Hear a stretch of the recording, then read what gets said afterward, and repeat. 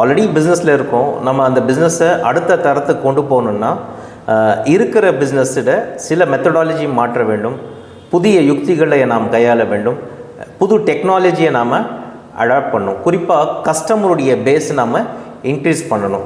நம்முடைய பிஸ்னஸ் ஏன் ஒரே இடத்துல ஸ்டாக்னண்ட்டாக இருக்குது, அதற்கான சில விஷயங்கள் நாம் ஃபைண்ட் அவுட் பண்ணணும். ரெண்டாவது, ஸ்ட்ராங் சிஸ்டம் ஆட்டோமேஷன் நமக்கு ஸ்ட்ராங்காக இருக்கணும். இந்த சிஸ்டம் ட்ரிவன் பிஸ்னஸ் இருக்கும்போது நாம் பிஸ்னஸை பல மடங்கு அது க்ரோ பண்ணுறதுக்கான ஒரு வாய்ப்பை நம்ம எந்த ப்ராடக்ட்ஸு இல்லை எந்த சர்வீசஸில் நம்ம ஃபோக்கஸ் பண்ணுறோமோ அதில் சில கோர் ப்ராடக்ட்ஸ் ஒரு கோர் சர்வீசஸ் நமக்கு இருக்கும். அந்த கோர் சேல்ஸ் அண்ட் சர்வீஸ் உடைய ப்ராடக்ட்ஸ் இல்லை சர்வீசஸில் நம்ம ஃபோக்கஸ் பண்ணணும்.